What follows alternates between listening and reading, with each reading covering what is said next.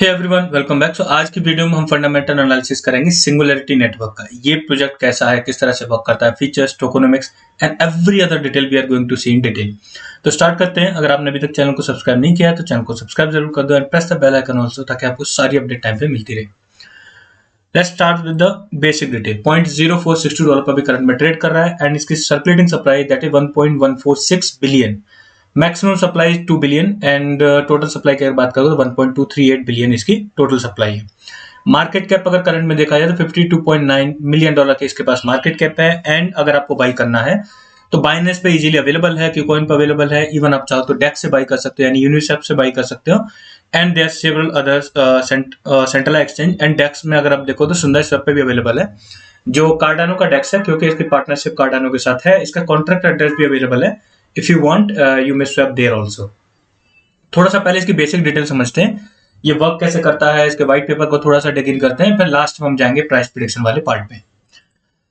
सो white paper इसका 86 page का है, another big white paper. And इसके बाद अगर आप इसको डीपली रीड करोगे तो इसमें फुल डिटेल में एक्सप्लेन किया है कैसे एआई मेन स्ट्रीम बन सकती है, एआई क्या क्या पोटेंशियल सॉल्यूशन प्रोवाइड कर सकती है, एंड ये पर्टिकुलर प्रोजेक्ट किस तरह से इसमें लीप ले रहा है ऑलरेडी एंड काफी अच्छी तरह से वर्क कर रहा है। सो पहले तो उन्होंने सिंगुलैरिटी नेट के बारे में बेसिक जो इसकी वर्किंग वो एक्सप्लेन की है एंड देन 11वें नंबर पेज पे। एंड देन अगर आप जाओगे डिटेल में कैसे एंटरप्राइज लेवल पे ये एक रिवॉल्यूशनरी टेक बन सकता है, यानी ऑलरेडी आप ऐसा समझ लो, चाहे आप मानो या मत मानो, एआई मेन स्ट्रीम होके रहेगा एंड इसमें कोई भी डाउट नहीं है। यानी आर्टिफिशियल इंटेलिजेंस मेन स्ट्रीम हो जाएगी फॉर श्योर, बिकॉज उसकी वजह से लाइफ इतनी आसान और इजी हो जाती है कि आप इमेजिन भी नहीं कर सकते। जिस टास्क के लिए आपको मैनुअली करने के लिए बहुत ज्यादा टाइम लगेगा, एआई की हेल्प से वो टास्क बहुत ही इजीली और जल्दी हो जाता है। एआई के अपने फायदे हैं, एआई के अपने नुकसान भी हैं। थोड़ा सा इस टॉपिक को डिटेल में समझते हैं, बिकॉज इसके जो प्रोजेक्ट्स हैं उनसे जुड़े हुए ये सवाल हमेशा उसके आसपास मंडराते रहते हैं। तो एआई के पोटेंशियल फायदे क्या हैं? ह्यूमन लाइफ को बहुत इजीली बना सकता है, जिस टास्क के लिए आपको बहुत ज्यादा टाइम लगे उसको बहुत कम टाइम में कर सकता है। एंड इवन आपके लिए बहुत अच्छा एक ऐसा एनवायरनमेंट क्रिएट हो सकता है एआई की वजह से।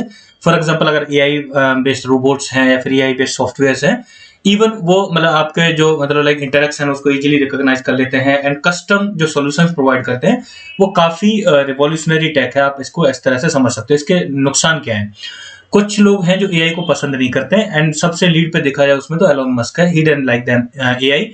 इसके लिए उन्होंने एंटी एआई करके अपना प्रोग्राम ऑलरेडी स्टार्ट कर दिया है, जो मतलब एआई के अगेंस्ट होगा। एआई को वो क्यों नहीं पसंद करते हैं? एआई का बहुत ज्यादा नेगेटिव यूज भी हो सकता है। नेगेटिव यूज अगर फॉर एग्जांपल अगर आप मान लो गूगल ने डिजाइन करना शुरू किया या गूगल ने प्लान करना शुरू किया एआई बेस्ड, अगर उसने वेपन्स बनाना शुरू कर दिए, आप इमेजिन कर सकते हो आप दुनिया के किसी भी कोने में छुपोगे और वो जो भी मतलब टेक ड्रिवन जो रोबोट्स या फिर जो भी होंगे, इवन ड्रोन भी हो सकते हैं, they won't leave you anywhere. मतलब एआई इतना डेंजरस भी हो सकता है, आप इमेजिन भी नहीं कर सकते। हर चीज की अपने एक मतलब पॉजिटिव साइड भी होती है, अपनी एक नेगेटिव साइड भी होती है। ये पर्सन पर डिपेंड करता है वो उसकी कौन सी साइड को देख रहा है। इंटरनेट जब बना था किसी ने नहीं सोचा था इसकी एक डार्क साइड भी हो सकती है। एंड जितना आप इंटरनेट एक्सेस करते हो वो तो समझ लो 25% है, 75% तो उसका डार्क वेब है, जिसे बहुत कम लोग एक्सेस करते हैं। और वहां पे क्या क्या अवेलेबल है यू कांट इवन इमेजिन। जितने भी सारे इलीगल काम है वो डार्क वेब में जाके होते हैं। एंड जो इंटरनेट का आप फायदा देखोगे, हमारी लाइफ को कितना बेहतर बनाया, कितना एक्विजिशन हो गया, कितने ज्यादा बड़े बड़े टेक मशीनरी इंटरनेट पे आज की डेट में डिपेंडेंट है। लेकिन साथ में कुछ ऐसी चीजें भी हो जाती है इंटरनेट की वजह से, जैसे कि नई जनरेशन अगर देखो वैसे तो टेक्नो फ्रेंडली है, लेकिन बच्चे कुछ ऐसी चीजों से पहले ही एक्सपोज हो जाते हैं जो नहीं होने चाहिए थे। एंड नॉट ओनली दैट, वो एक डार्क साइड नहीं, मतलब मच मोर देन दैट, मतलब आप इमेजिन नहीं कर सकते उतने उसके डार्क साइड भी है और उतने उसकी ब्राइट साइड भी है। डेफिनेटली आप ऐसा समझ लेना, जब भी एआई मेन स्ट्रीम होगी तो ये टॉक ऑफ द टाउन रहेगा, मतलब कि इसकी डार्क साइड भी डिस्कस की जाएंगी और इसकी ब्राइट साइड भी।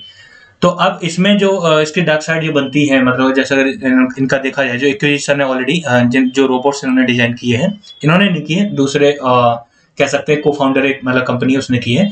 तो उसको हम थोड़ा सा अभी वैसे डिटेल में देखते हैं। एक इसका और यूज केस है जो इसमें 51 नंबर पेज पे व्हाइट पेपर में डिस्कस किया है, regarding anti ageing. Anti ageing के रिगार्डिंग वैसे दुनिया भर में बहुत रिसर्च हो रही है, जिसमें जो मतलब लाइफ को मतलब लॉन्गेटिविटी मतलब क्रिएट किया जा सकता है, मतलब ह्यूमन लाइफ को जो लाइफ स्पैन है उसको बढ़ाया जा सके।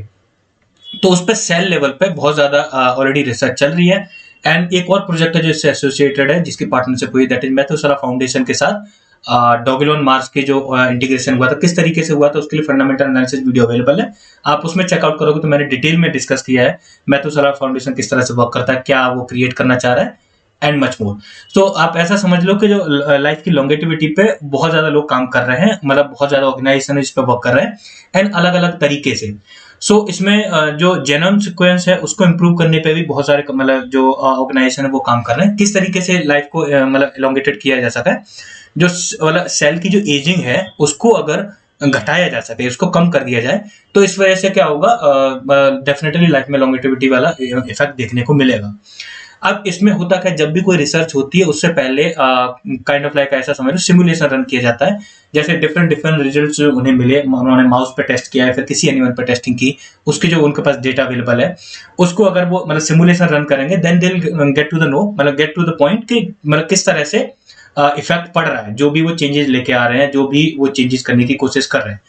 तो इसमें एआई भी बहुत ज्यादा हेल्पफुल हो सकती है, and this particular project is working on that part also, जहां पे एक decentralize research based environment create किया जा सके, एंड एंटी एजिंग और ऐसा समझ लो जो सेल पॉपुलेशन उस पर वर्क किया जा सके, जिससे ह्यूमन जो लाइफ है उसका लाइफ स्पेन बढ़ाया जा सके।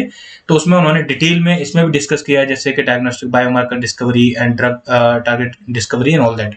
एक चीज और यहाँ पे इंटरेस्टिंग है, इसकी जो पार्टनरशिप आप ऐसा समझ लो डायरेक्ट कंट्रीब्यूटर्स है, जैसे जो सबसे इंपॉर्टेंट है that is Hanson Robotics. Hanson Robotics के बारे में मुझे काफी टाइम से पता है, बिकॉज आई एम क्वाइट मतलब curious about this new tech and everything. Sophia the robot जब उसकी अपीयरेंस वर्ल्ड वाइड मतलब बहुत ज्यादा डिस्कस की जा रही थी, मुझे 3 साल पहले से उसके बारे में पता था, and I have seen the videos also, interaction of Sophia, किस तरह से वो इंटरेक्ट करती है, वो जिम्मी फॉलन शो में अपीयर हुई थी उस टाइम का, या फिर विल स्मिथ के साथ जो उसका इंटरव्यू था, एंड वो काफी मतलब टॉक ऑफ द टाउन बना था, उसको भी मैंने डिटेल में देखा था, उसकी जो गल्फ कंट्रीज की विजिट थी उसके बारे में, एंड उसने इंडिया को विजिट किया था, उसको भी मैंने डीपली मतलब उस वीडियो को डिटेल में देखा था। बट मुझे ये नहीं पता था कि ये जो हैंसन रोबोटिक्स है सिंगुलरिटी नेटवर्क के साथ भी एसोसिएटेड है, वन ऑफ द को फाउंडर है वो पर्टिकुलर जो रोबोटिक कंपनी है, एंड उसके जो प्रोडक्ट्स हैं वो काफी ज्यादा अमेजिंग है। आप सोफिया का जो इंटरव्यू देखोगे आपको पता चलेगा how amazing that robot is, उसका वे ऑफ इंटरेक्शन, उसमें फर्दर इंप्रूवमेंट्स हुए हैं हर बार, जब वो मतलब अब ऐसा समझो रूटीन बेसिस पे उसमें वो इंप्रूवमेंट करते रहते हैं और नए नए चेंजेस लाते रहते हैं, नए नए इफेक्ट क्रिएट करते रहते हैं उसमें, मतलब उसके जो इंटरेक्टिविटी है उसको बेटर बनाने के लिए। इवन उन्होंने मिनी सोफिया करके रोबोट भी लॉन्च किया है which is able to do the same thing, और आप उसको जो बच्चों को गिफ्ट करना चाहें तो टॉय के तौर पे आप उसको गिफ्ट कर सकते हो। I know it is very costly और इंडियंस के लिए तो अफोर्ड करना बहुत मुश्किल है, क्योंकि अपने बच्चों को इतने महंगे टॉयज कौन देगा, बट ठीक है, जो लोग उसको अफोर्ड कर सकते हैं वो दे सकते हैं, और उससे इवन ये भी इंश्योर होगा कि जो आपके बच्चे हैं वो प्रॉपर इंटरेक्शन रहे, उनका जो नॉलेज बेस है वो भी इंप्रूव हो, तो क्या बोलना चाहिए क्या नहीं बोलना चाहिए, that thing has been taken care of.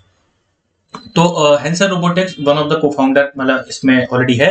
Not only that, other भी कुछ ऑर्गेनाइजेशन है जो एआई पे काम कर रहे हैं ऑलरेडी, एंड ये जो ऑर्गेनाइजेशन अभी जो मतलब मीडिया बज क्रिएट कर रहे हैं ना, आप ऐसा समझ लो आगे चल के बहुत ही अच्छा खासा रेवेन्यू जनरेट करेंगे और कर भी रहे हैं। तो इसके बारे में मुझे थोड़ा सा डीप में जानना था कि इसका क्या रोल है, तो लगभग 13 नंबर पेज पे इसके बारे में डिटेल उन्होंने अवेलेबल कराई है। So the singularity net foundation के बारे में उन्होंने यहाँ पर डिटेल में एक्सप्लेन किया है। 2017 में फॉर्म हुआ था, फिर उसके बाद 2018 में इसका जो क्या कहते हैं टोकन जनरेशन इवेंट भी हुआ था, एंड कौन से जो की फैक्टर है इनमें आपको Hanson Robotics one of the key founder में से एक देखने को मिल जाएगा। तो ये काफी इंपॉर्टेंट है, आप ऐसा समझ लो हैंसन रोबोटिक्स का ऑलरेडी बहुत बड़ी धाक है एआई के फील्ड में, और ये अगर इसमें कंट्रीब्यूटर है that is going to amazing effect. और ये ऐसा नहीं कि दूसरे जो ऑर्गेनाइजेशन है, जो ओपन कॉप फाउंडेशन है, वो जो दूसरे वर्ल्ड करके हैं और भी हैं वो भी अच्छे हैं, लेकिन हैंसन रोबोटिक्स बहुत ज्यादा मेन स्ट्रीम मीडिया में जाना जाता है ऑलरेडी, और बहुत अच्छे खासे इसकी बढ़त है इसमें एआई के फील्ड में। Now when you check out the website, अब हमारा जो मेन काम आता है इसका जो टोकन है उसका क्या यूज केस है, इस पर्टिकुलर प्लेटफॉर्म का क्या यूज केस है। तो बहुत सारे यूज केस हैं, मतलब यूज केस में अगर देखा जाए तो होल गवर्निंग के लिए सिंगुलरिटी टोकन रिस्पॉन्सिबल है, एंड नॉट ओनली दैट, उसके बाद जितने भी चाहे डीप फंडिंग का जो फीचर है उससे रिलेटेड हो, चाहे फिर अदर जितने भी टास्क हैं, होल इकोसिस्टम के लिए जो गवर्निंग टोकन के तौर पे एंड इकोसिस्टम को सपोर्टिव टोकन के तौर पे जो काम करेगा दैट इज सिंगुलरिटी। ना जब आप वेबसाइट चेकआउट करोगे तो उस पर फर्दर आपको इसके बारे में डिटेल मिल जाएगी। एंड एआई एंड एजीआई के फील्ड में मतलब artificial intelligence and artificial general intelligence को मतलब फ्रंट फील्ड में लाने के लिए ये वर्क कर रहा है ऑलरेडी।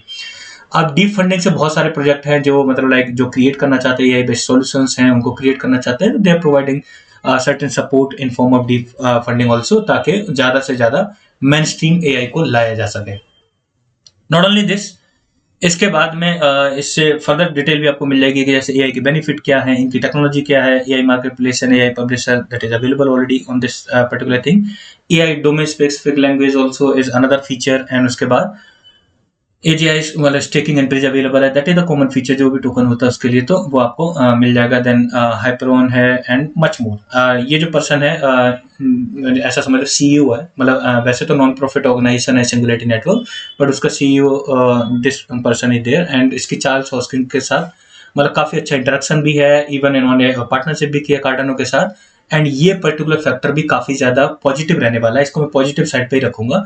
रीजन उसका ये है, कार्डानो काफी अच्छा एस्टेब्लिश्ड इकोसिस्टम है, एंड उसमें अगर इसका मतलब उसकी मतलब ऐसा समझ लो कोई प्रोजेक्ट है वो छोटे इकोसिस्टम के साथ जुड़ा होता है तो उसकी ग्रोथ की मतलब एक लिमिटेशन होती है। जब बड़े इकोसिस्टम को उसको सपोर्ट मिल जाती है तो डेफिनेटली उसकी जो ग्रोथ में ज्यादा मतलब बढ़त देखने को मिलती है। एंड इसको आप ऑब्जर्व कर सकते हो डिफरेंट डिफरेंट प्रोजेक्ट्स के जो डिफरेंट प्रोजेक्ट, मतलब आप एक ही कैटेगरी के दो प्रोजेक्ट उठा लेना, एक छोटे इकोसिस्टम का एक बड़े इकोसिस्टम का, आपको डेफिनेटली ये डिफरेंस समझ में आ जाएगा ना। फिर उन्होंने अगर आप डिटेल में चेकआउट करना चाहो टेक्नोलॉजी इकोसिस्टम एंड उसके बाद फिर मीनू में जाओगे तो यहाँ पे आपको फर्दर जो भी मतलब इसका लॉयल्टी रिवॉर्ड्स प्रोग्राम है, रिसर्च पब्लिकेशन से जुड़ा हुआ रोड मैप भी देखने को मिल जाएगा एंड मच मोर। तो उसको थोड़ा सा डिटेल में देखते हैं। इकोसिस्टम में आप देखोगे सिंगुलैरिटी डाउ, decentralise autonomous organization that is available, and Resume.ai is working on that same thing जो सेल की एजिंग को घटाने वाला जो मैंने आपको बताया ऑलरेडी एक्सप्लेन किया, व्हाइट पेपर में अवेलेबल है। that thing is working on that only. NewNet, Sophia Verse and much more. There's so many projects you can check out जो इस पे ऑलरेडी इसके इकोसिस्टम का पार्ट है। देन अगर आपको उसके बारे में पढ़ना है तो सिंगुलैरिटी नेट वहाँ पे अवेलेबल है। And then this is the robot, Sophia robot, उसके बारे में कुछ वीडियोस भी अवेलेबल हैं, क्या कंडीशन है अभी करंट में वो भी आपको देखने को मिल जाएगा। अगर रोड मैप आप चेकआउट करोगे तो जेनेरिक वे में इन्होंने रोड मैप अवेलेबल कराया है। जैसे Q4 2022 में क्या होगा, Mentplex is to launch its magazine, currently finalizing legal and technical details।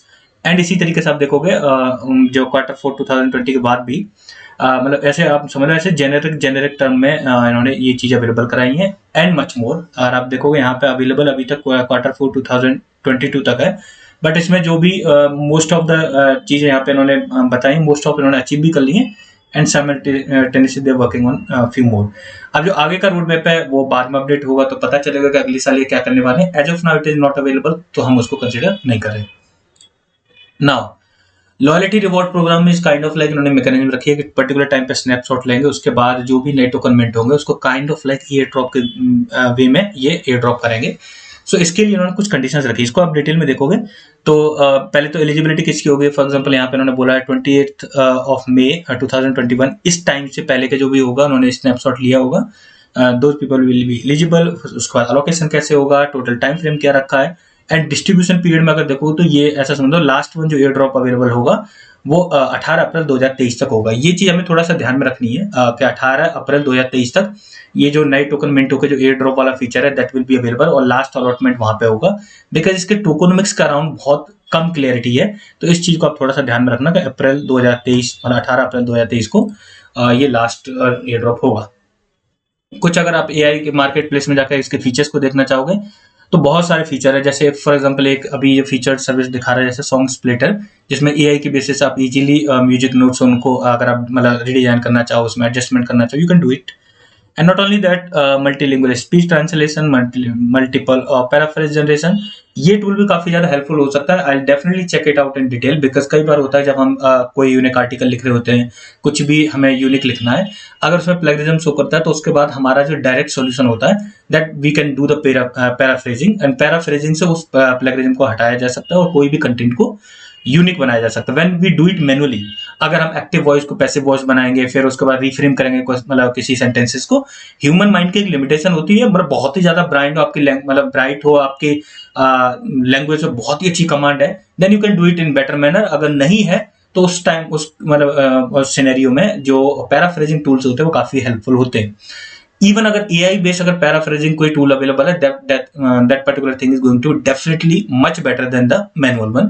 I'll check it out in detail later on and I'll let you know. अगर इसे आपके लिए हेल्पफुल होगा तो डेफिनेटली मैं किसी वीडियो में कवर कर दूंगा। अगर आप चाहो तो इसको यूज कर सकते हो। इन केस अगर आप एकेडमिक वर्क कोई कर रहे हो या रिसर्च वर्क कर रहे हो या ऐसा कुछ, तो आपके लिए डेफिनेटली ये टूल हेल्पफुल हो सकता है। Not only this, there so many, real time voice cloning है, डीजे स्प्लिटर है, multi speaker separation and much more. आप देख सकते हो जो ऐसे यूज केसेस जिनसे रियल वर्ल्ड प्रॉब्लम्स को सॉल्व किया जाता है जो ह्यूमन फेस कर रहे हैं अभी करंट में देखा जाए। ब्रिजेस ऑलरेडी अवेलेबल, अगर आप देखो इसकी क्रॉस चेन लिक्विडिटी इथेरियम पे भी अवेलेबल है एंड इथेरियम पे ऐसे समझ लो मेन टोकन ही डिजाइन है, और उसके बाद फिर कार्डानो पे इन्होंने लिक्विडिटी अवेलेबल कराई है। If you want to convert it, आप ब्रिज का यूज करके इजीली स्विच कर सकते हो बिटवीन इथेरियम एंड कार्डानो एक ही स्टेप में। बस आपको वॉलेट कनेक्ट करना है and then you can do the rest process. अगर आप इसका एक्सप्लोरर ओपन करके देखोगे तो एक्सप्लोरर पे यहाँ पे आपको दिखाएगा 1.069 max total supply and out of which अगर आप देखोगे तो पहला वॉलेट तो बाइनेंस का ही है एंड आपके उसके बाद भी जो मतलब टॉप वॉलेट आप टॉप 5 तक देखोगे तो एक्सचेंज के दिखाएंगे। दिस पर्टिकुलर वॉलेट जो सेकंड नंबर पर अवेलेबल है, इसमें काफी ज्यादा supply 10.37%, but it is not related to the person. ये इनका स्टेकिंग से जुड़ा हुआ जो कॉन्ट्रैक्ट है वो है, इसमें आपको क्लीम स्टेक वाले टैग ऑलरेडी दिख जाएंगे। सोशल मीडिया अगर आप चेकआउट करोगे इनका, तो अभी रिसेंट जो एक्टिविटी चल रही है उनके बारे में, क्रिसमस एक्टिविटी के बारे में, कहाँ कहाँ इनके कुछ मतलब इंटरेक्शंस हुए उसके बारे में, सोफिया या फिर डेजी एंड एक और जो रोबोट है वो कहाँ कहाँ मतलब क्या क्या अपीयरेंस दे रहे हैं, किस फंक्शंस में जा रहे हैं, क्या मतलब सिनेरियो चल रहा है, इसके बारे में आपको एक रेगुलर अपडेट इनके इस पर देखने को मिल जाएगी ना। ये इनके लिए इसके लिए इन्होंने एक डिटेल मीडियम मतलब जो पेज है वो भी अवेलेबल कराया है कि ग्रेस, डेजी एंड सोफिया की जो भी मतलब एक्टिविटी रही है इस पर्टिकुलर ईयर में, उसको उन्होंने इसमें डिटेल में एक्सप्लेन किया है। आप देख सकते हो किस किस के साथ इसका इंटरेक्शन हुआ है, क्या इंटरेक्शन हुआ है।